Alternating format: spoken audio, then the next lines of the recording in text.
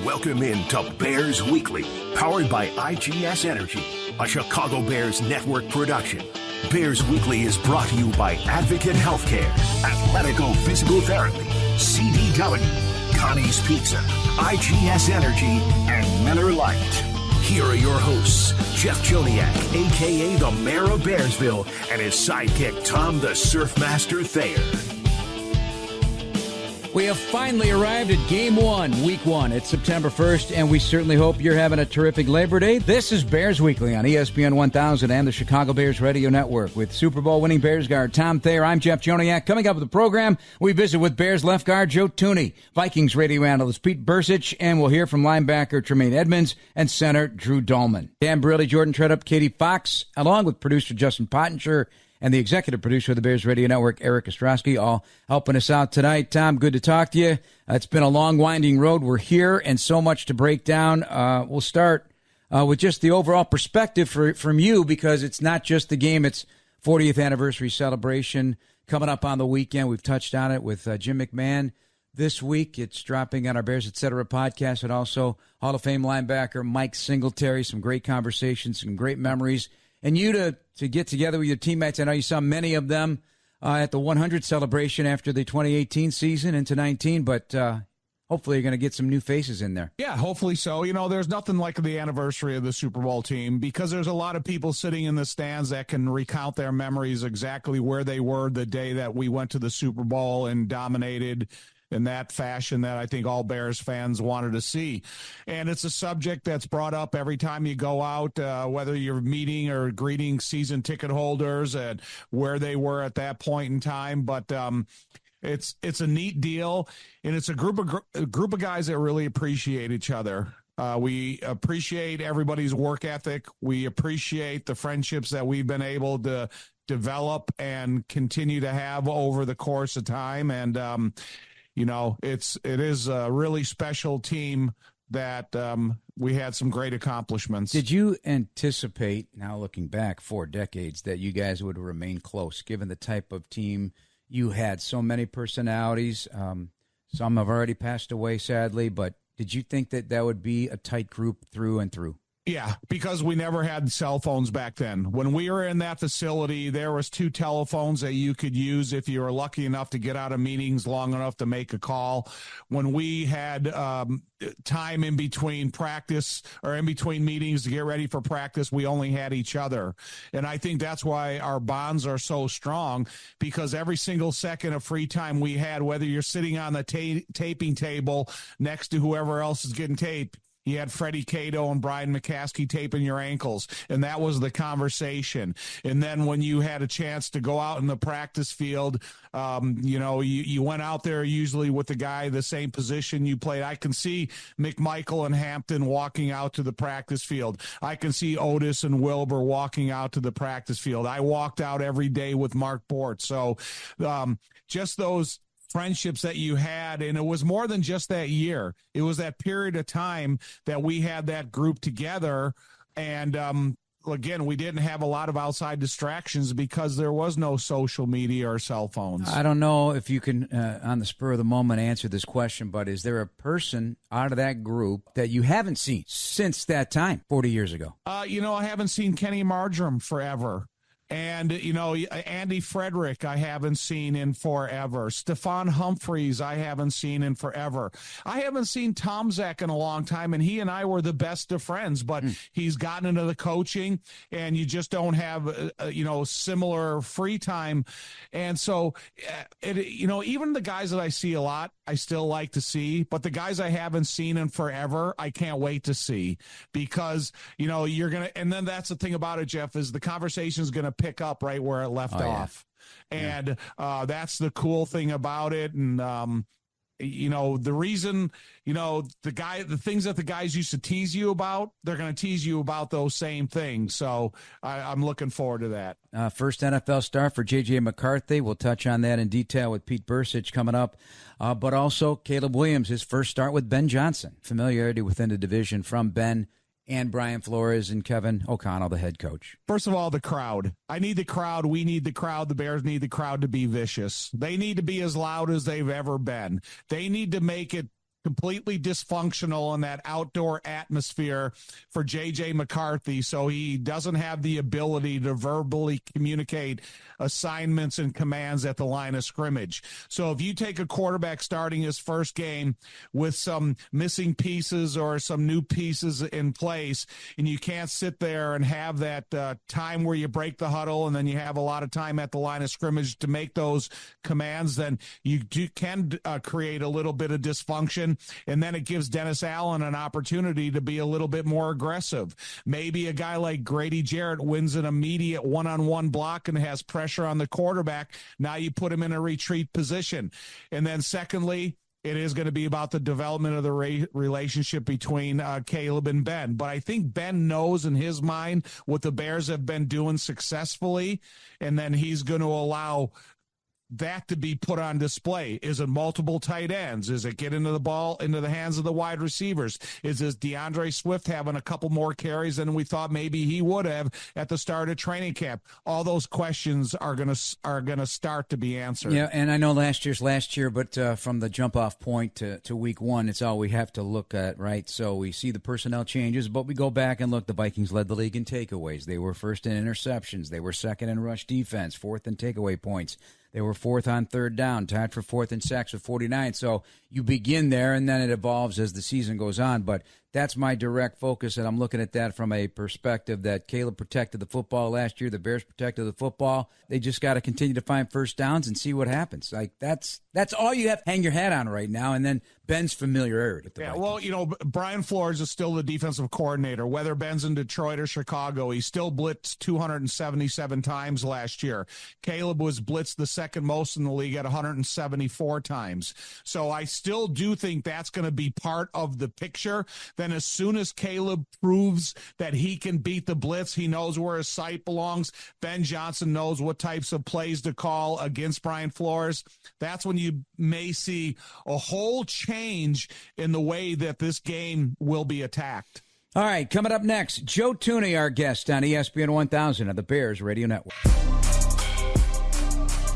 Joe Thuney starts his career as a third-round pick with the Patriots, hits free agency, joins Kansas City, and wins Super Bowls in both places, and then gets traded to the Bears over the winter. Fresh start for a premier player at left guard. Welcome back to Bears Weekly. This segment of Bears Weekly is brought to you by IGS Energy. Joe Thuney, a conversation about his next phase in his NFL career. What's it been like? That's what I got to ask. What's it been like, because you have been around greatness your whole career? Yeah, it's been awesome, you know, coming to Lake Forest. You know, I didn't really know much what I was getting into, but just such a great area up here, and you know, meeting Coach Johnson and the staff and the players, and you just feel such an energy and you know, a communal effort really to you wanting to be better and wanting to work and improve and make strides, and I love it. I love being a part of that, and you know, just want to contribute what I can, do absolutely everything I can, but you know, just the attitude, the energy around here is it's really remarkable, and something that I've been, you know, trying to pitch myself into. Yeah, I mean, you're part of that energy. Yeah, exactly. I mean, you come in, and this is not how you're built, but you have, whether you want to admit it or not, you got an aura about you because of your accomplishments, how you play, what your approach is to every day. And you must recognize that players must gravitate to you, and they ask a lot of darn questions, right? For sure, yeah, just about time with the New England or the Chiefs, or just kind of in general, guys I've gone against who aren't in the league anymore, and you know, it's just been a wild ride, but I just couldn't be happier here. Yeah, it's been crazy. Well, I'm not including playoff snaps in this, so I'm sure it's over, but you're going to hit 10,000 snaps here in a couple of weeks, okay, in the NFL. And you know what they say about 10,000 hours, right? You become an expert, right? That's a myth anyway, but yeah. I put teeth into that. I mean, that's quite the accomplishment, right? For you? Yeah.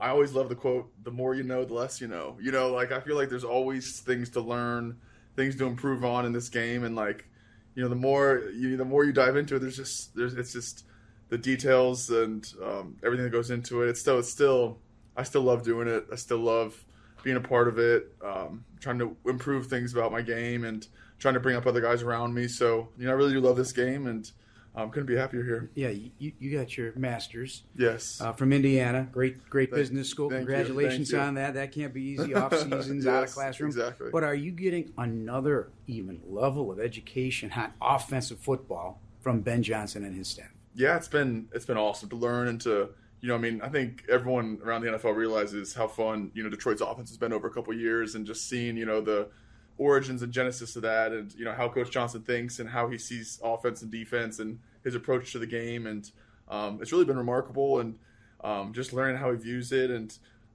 really just trying to, dive in and, contribute what I can. What did you envision for your pro football life when you started out, and are you somewhat startled at what has been done in these years?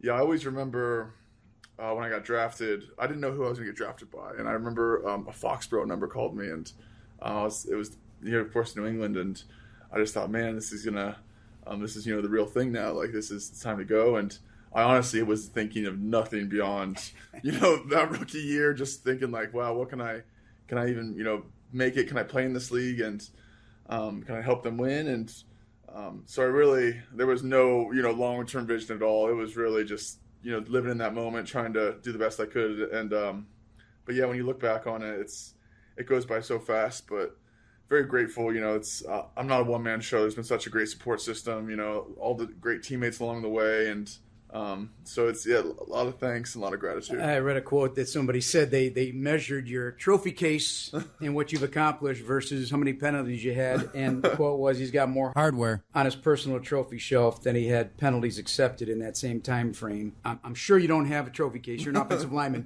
But it does say a lot about how you're consistent. You're dependable. You're reliable. You don't miss. And you do everything the right way. Your technique, it's phenomenal. Is that repetition truly breeding success for you?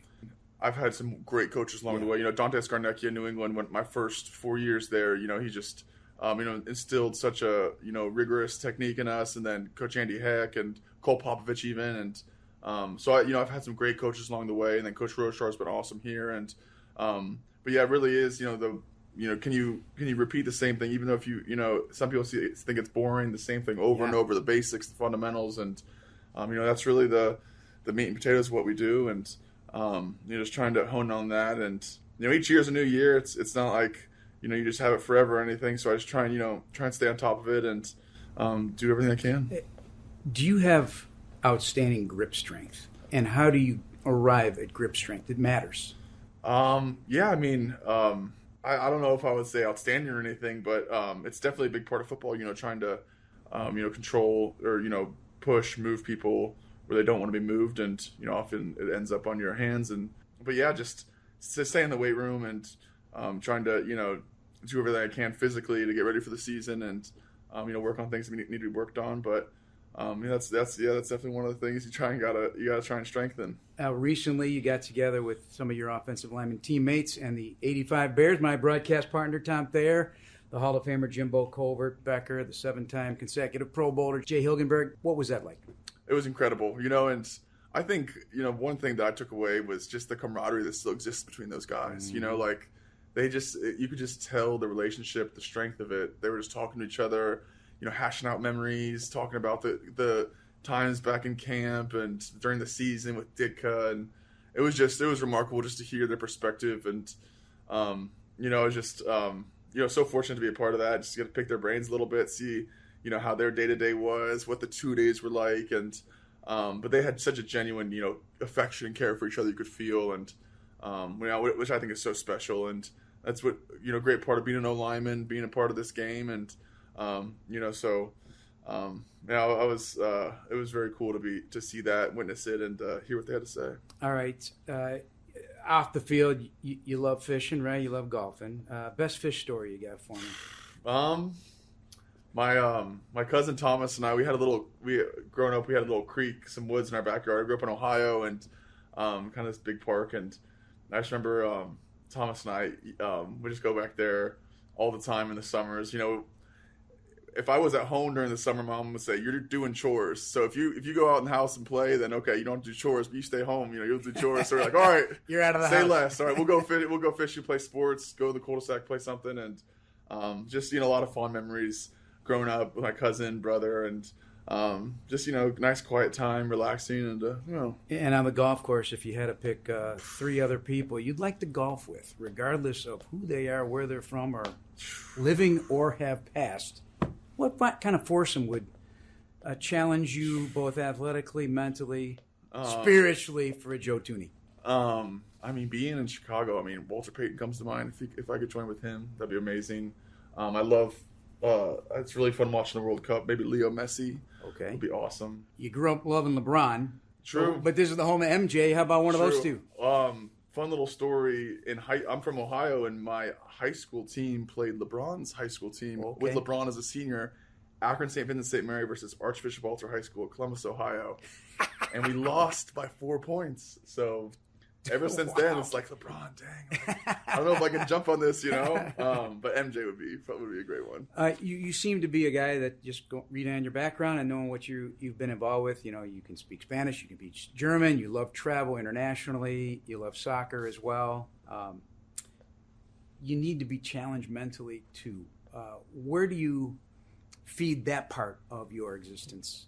I love reading. I try and collect books, and it's hard during camp, and sometimes the long days of the season to crack open a book. It's like, oh, I'm so tired.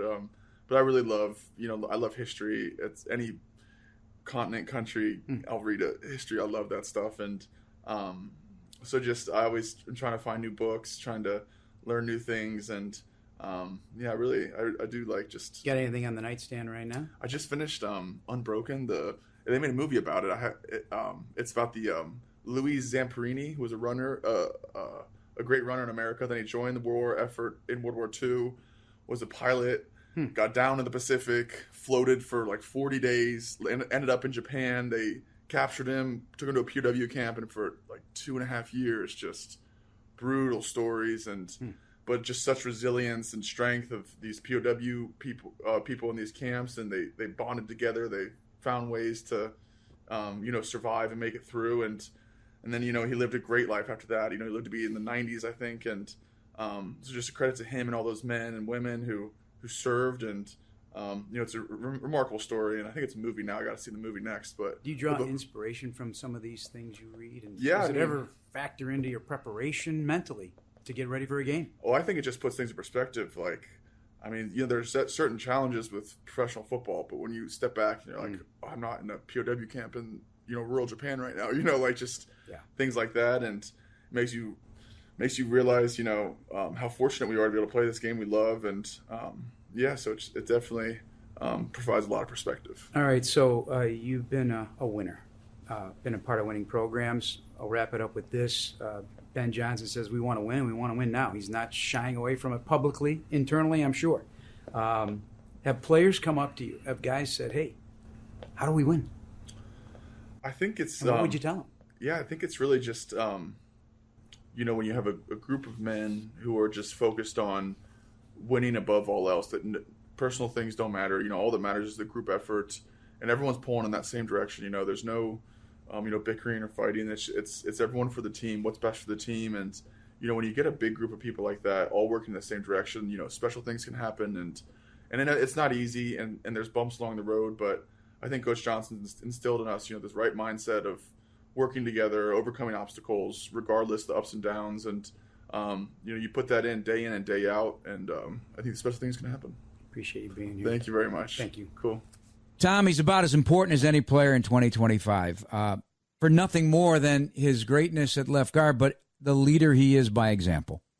Yeah, technically and fundamentally, I appreciated watching him as much as I've ever enjoyed watching a player before, whether it's the position that I played or any other position, I appreciate it. But then the more I hear your interview, the more I hear him talk, the answers that are so thoughtful and how intelligent of a guy he is. And I thought you brought it up.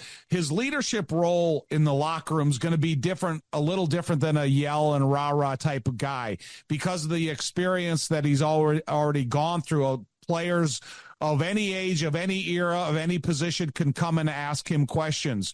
So the more I get to talk to Joe and the more I hear him talk, the more I appreciate him because of the football side of him is darn near perfect, but the person inside of him is darn near perfect. Coming up next, we visit with former Viking and current radio analyst for the Vikings, Pete Persich, on ESPN 1000 of the Bears Radio Network. This segment of Bears Weekly is brought to you by Athletico Physical Therapy. Visit athletico.com to request an in-clinic or virtual appointment and start feeling better tomorrow. Bears open the season a week from tonight against the Vikings.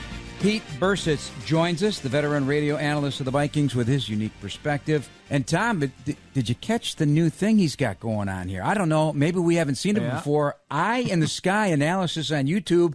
And you recently broke down our quarterback, Caleb Williams, and had some good things to say about the second-year quarterback. Is this something new this year, or have you done this for a while? Yeah, well, I've done it for a while with the Vikings Entertainment Network, and then with some changes going on over there, I'm just doing really the same thing here on my own. And you can see over my shoulder here, this is what intrigues me about Monday night, is the Flores versus Johnson matchup and how it's gone with Flores versus the Bears, and then Flores versus Ben Johnson and the Lions. Two completely different stories. Who's going to win? Is it going to be the X's and the O's, or is it the Jimmys and the Joes? Right, Tom? What's going to win out? And I think it's absolutely intriguing. And that was part of the Caleb Williams, is just how much has he grown, which I think he has grown a lot as a quarterback in just a little bit of time that he spent with Ben Johnson. And will he be able to execute at the same level that Johnson had seen in Detroit? Tons of great stories. Amazing. I can't wait. Flores knows Ben Johnson. He knows analytically how he likes to call a game. Flores has a lot that he's already shown over his career with the Minnesota Vikings. So it's not like we're leading the blind into the blind. Everybody knows a little bit of something about each other. Now, like you said, now maybe it is the Jimmys and the Joes. And how do these guys, the players, perform? Because you know the coaching part of it, but now you got to see how the players all fit together in terms of the difficulty of creating the proper timing on offense, or the efficiency and the knowledge that you have to have on defense. No question about it. And I think if you just split up the run game and the passing game, and what the Vikings, with the run game that Ben Johnson has put out there, we gave up, I believe, 11 rushing touchdowns last year. 5 of them were to Jahmyr Gibbs. And you'll love this, Tom. 3 of those 5 were out of I formation. I mean, 2-back formation where they had a tight end as a fullback. We're talking old school football. It's the running game, I think, that he's going to have to tweak, because he doesn't have Jahmyr Gibbs. He's got DeAndre Swift. I know he's familiar with him, and the ability to just spread out that 3-4 defense with the tight ends and the wide receivers and run a zone cutback and just run a 2-back eye. I mean, that was really the run game. So I think that's going to change the most. The passing game, however, and it's the play action passing game, not the drop back per se. Because if you drop back pass, now you get into that zero blitz look. Are we going to go? It's establishing a good running game and then working off the play action passes. That has been the major issue for this Viking defense. You have 5-6 guys on the line of scrimmage. The linebackers step up to defend the run, and then you have just so many lanes open, not only in front of, but also behind the safeties. That's the part of the game. Those are the chunk plays.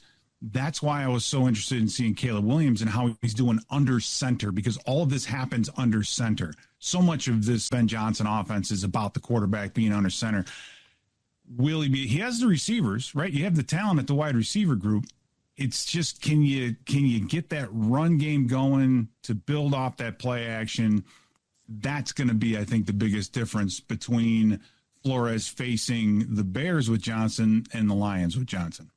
You know, one thing about the initial stage of this season and trying to get this Ben Johnson offense going, I think it may be in reverse order. If you get an offensive lineman that can come and sell the run to the defense, and then they can work play action off of it, if they feel there's some deficiencies in the ability to run the ball in terms of the development of the offensive line, the talent they brought here, maybe it is play action to feed the run game rather than the run game to feed the play action. It could be. And then you also have the short passing game, which has replaced a lot of the run in the NFL these days. So I guess that part of it I mean, Flores has you guys have scored on average 16 points against the Vikings defense. The Bears have, and you've been 1-3. The win that you had, you only scored 12. Conversely, Johnson's put up over 30 points in the last 4 games. We're 0-4 in our last 4 games against the Lions. It couldn't be more opposed right. than that itself. So that's why I can't wait to see. And this is the NFL, and normally it's going to be somewhere in between. So it's going to be between 16 and 30 and blah blah blah. But man, I just can't wait to see how this game unfolds. So many unknowns. Rookie, not rookie, but a first-year quarterback on our end. Caleb Williams. There's so many storylines. I mean, the NFL.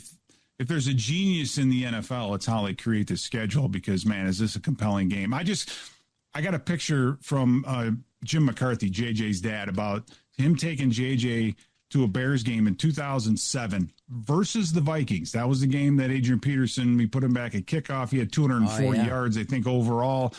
That was the first game NFL game that JJ McCarthy attended. And now he gets to go back and be on the field and play against those Bears.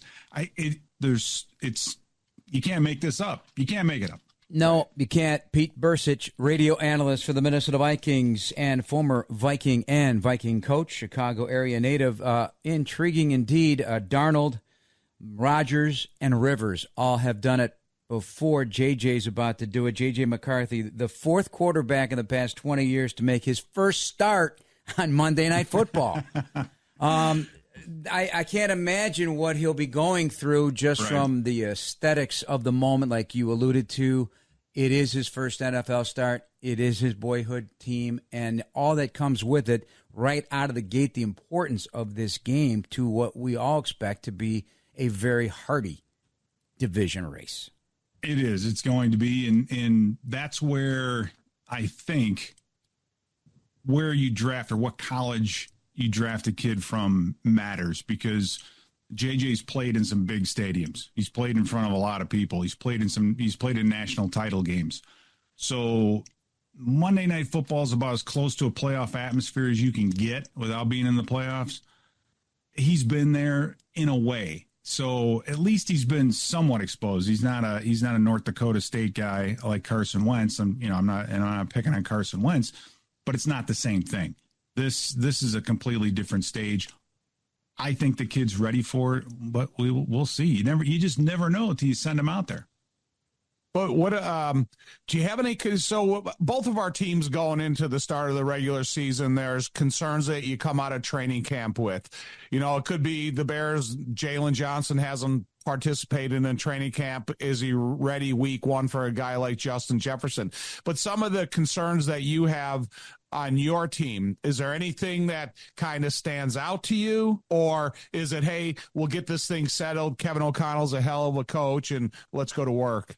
I think right when training camp was over, you had concerns at depth at the wide receiver position. That has been addressed really with bringing Adam Thielen back. Now, do we have enough juice in the wide receiver position to keep you guys from wanting to go man-to-man and challenge and jam and do all those things? We will see. If JJ has really kind of struggled with anything, it's just off-schedule plays and keeping his feet and his eyes in the right spots. He's made some mistakes there. So I think for the Bears, that's what you're going to want to do, is not let this kid see the same thing twice, try to keep him off schedule, throw the proverbial kitchen sink at him and make him have to sort through all of those things.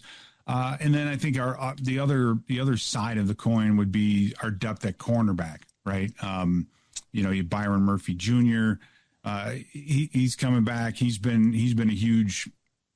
He had 7 interceptions last year, so he had a fantastic season. But we have 3, and then after that, with Mekhi Blackman being traded, who's that next guy going to be? And so we have some new bodies out there on that side. Now we have Jonathan Allen and Javon Hargrave. Hopefully they'll help up front. And if quarterback doesn't have a lot of time, then, you and I could play a little bit of cornerback every now and then. So those are the kind of the 2 areas where I see, do we have enough juice at wide receiver, and do we have enough juice at the cornerback position? Do we know anything else about Harrison Smith before we wrap up here, Pete? I think this is going to be his last season. He's been through camp. He missed a lot, or if not all of the combined practices. He's had some other, I think, health-related things going on. I'm not sure. But I expect him to be, ready to go. And how much he plays will be very telling. And I think right now, this early in the season, you're going to see a lot of Harrison Smith on Monday night. All right, Pete, we'll look forward to seeing you on Monday night. And by the way, if both of you had to pay cornerback right now, I'm going with Thayer. He's got new body parts. Yeah. So he's fresh and ready to roll. And he's more aerodynamic, He's just there's no hair to slow him down. Pete Bursich, the outstanding radio analyst of the Minnesota Vikings, and our dear friend. We'll see you on Monday night. And coming up next, we'll hear from Tremaine Edmonds. This is Bears Weekly on ESPN 1000 and the Bears Radio Network. You're tuned into Bears Weekly with Jeff Joniak on the Bears Radio Network. This segment of Bears Weekly is brought to you by IGS Energy. With Tom Thayer, I'm Jeff Joniak. So we've got the Bears and Vikings, some things we have to discuss here. First of all, we don't know who's playing and who's not, and some pretty important pieces. You look at Minnesota, for example. One of the most important ones is the left tackle, Christian Darrisaw, the Vikings' best offensive lineman. So that's one. You don't know about Harrison Smith, Tom, as we heard from Pete. And there have been banged up wide receivers for the Minnesota Vikings. So, and then you got Jalen Johnson on the Bears side. We'll learn more over the course of the week, not to mention the banged up backfield. Are these both red flags on both sides for you if you were analyzing this game? Oh, 100%. If I'm Dennis Allen and the defensive staff looking at what Minnesota could possibly be missing on the offensive side of the ball, or guys that may be on the job for the first time since the season began, I need to test them all. I need to test an offensive tackle. I need to test a receiver that's coming back for a hand injury, or a over mid-30 type receiver that's just come aboard. Even though he's familiar with the offense, he's still an upper 30 wide receiver. And so all those types of, things I got to test this offensive unit on. Harrison Smith is probably the biggest playmaker for Brian Flores. He can be deceptive where he lines up, and then he can come from any area. He hasn't played in training camp so far this year, so I need to, check his health status, his conditioning. Is he a willing tackler if you haven't had any tackling reps throughout training camp? And I'm sure those are the same things that they want to look at Jalen Johnson, because tackling doesn't just come second nature. Tackling is something that needs to be practiced. We'll learn more throughout the week, too, on who's available in the backfield for the Bears. Right, so that's going to be a big topic as well. It is. I think thankfully that you have a DeAndre Swift week one who's capable of doing everything. We've saw DJ Moore back there getting reps, but obviously Roschon Johnson and Monangai are the two guys that you want to see back there on the depth chart on game day activation. So hopefully that they're ready, willing, and a go in their participation. And it looks like, at least from how it ended over the course of last week, Braxton Jones, by virtue of what he's been able to do, would you figure he'd be the starting left tackle? On experience, yes. But it's all going to be about performance. And I think it's something that Brian Flores would like to take a look at him. You think about the new defensive lineman that Minnesota has brought aboard. There's going to be challenges, and he's got to live up to those challenges. He's got to use his intelligence, his length, and his strength in order to be that best left tackle he can be. It's now become a cliche for every team in the league. Week one, it's the great unknown, but in this case, it really is, because Ben's crafting something unique that is going to look like a Bears offense, whatever that takes from Detroit and puts in, and whatever unique is to the Bears and their talent, that's going to be key. But the unpredictability of just that defensive coordinator, it is the highest in the NFL. Pro Football Focus the last 2 years say 53% of the time you really don't know what he's going to be throwing at you pre-snap or post-snap. All that confusion, how it gets filtered and how the Bears address it will be so important. That's going to be a challenge, in this football team for a while. But if Caleb Williams beats a blitz a couple times in a row, then all of a sudden you're going to see that defensive coordinator, the wheels are going to start spinning. And then they're going to say, are we going to have to play a more protective brand of football? Are they having matches with Cole Kmet and Colston Loveland that we can't match up against, and Caleb is finding them? And if that turns out to be the case, you're going to see defensive coordinators that are going to be in transition early in this season because of what Caleb has the possibility of being. And the Bears defense prepping for the debut of J.J. McCarthy. Who better to ask than Bears linebacker Tremaine Edmonds? Watch a little bit of preseason. You may look at a little bit of stuff from last year as well, but it's always kind of hard going against a new quarterback just because they don't have a lot of film out there.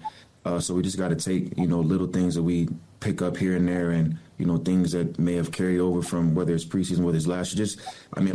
They still have some of the same guys. So even if you're studying guys versus, tendencies and like what they like to do, because obviously going into a new year, playing against, new people, it's not going to be the same. So, studying Sam Darnold isn't going to be the same as studying, JJ. So it's a little bit different. But, the first couple of games, obviously going against new quarterbacks and stuff like that, you're going to come across new things. So you got to trust your technique and trust your fundamentals and trust what you do as a defense as a scheme was. So what are the challenges of facing JJ out of the gate? This is the NFL, man. This is not the Big Ten. And J.J. McCarthy has proved to be a really solid contributor to a Jim Harbaugh-led college football team.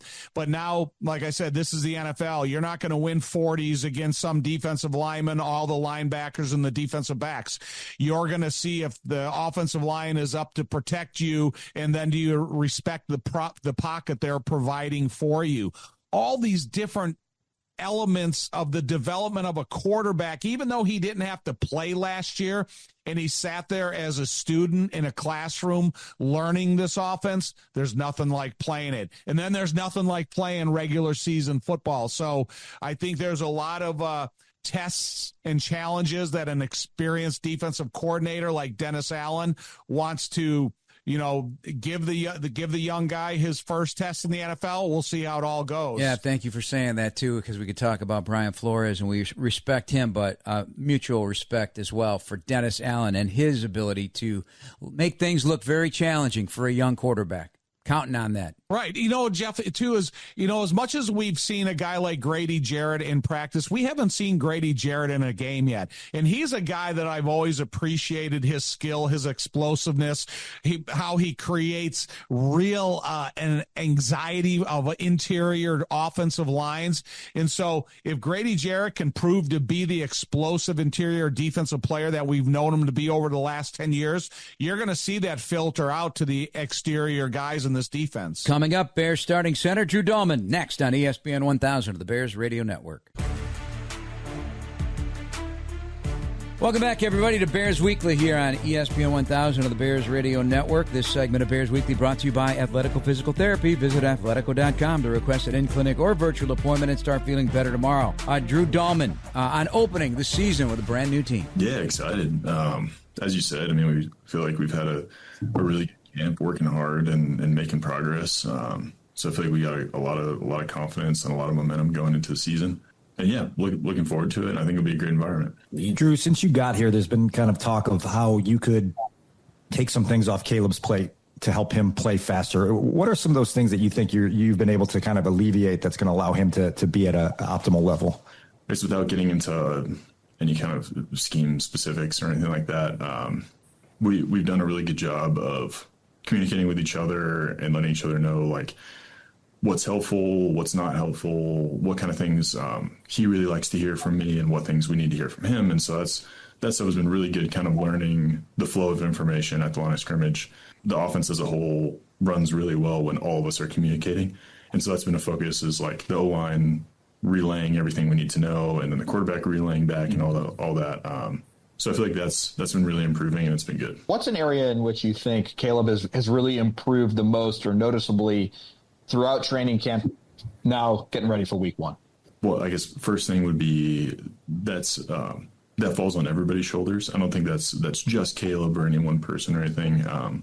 But I do think Caleb's confidence in the huddle and all the things that when you first start out, you have a lot of things in your mind, and so it's hard to focus on any one thing. And then the more reps you get, the more things become a bit more unconscious, and you kind of rattle them off quicker. And so I think that stuff is progressing. And then from just a whole unit perspective, we all are doing a better job of knowing exactly where we need to be, and so we can make those things more efficient. So I feel like the group as a whole is doing a good job. As somebody who had a rookie quarterback last year, what's the level of nerves that goes into the first game for somebody who's never started in the NFL before, and what did you try to do to kind of make things easier? I think just focusing on, like, it may be a bit cliche, focusing on one task at a time. Like on any given play, there's, you got a whole sequence of let's get the play correct for all of us. Let's all get lined up correctly. Let's all remember the snap count. Like every player on the field, I feel like when you break your job down into individual tasks like that, and you can kind of rattle them off, so you can quickly kind of develop a rhythm throughout the game. So I think just for young players as well as for all players, I think it's finding that groove of putting your focus on the right thing at the right time, and that just kind of progresses. So I think we'll all be talking about that. We'll all be working through it as the season begins. So I think that'll be helpful.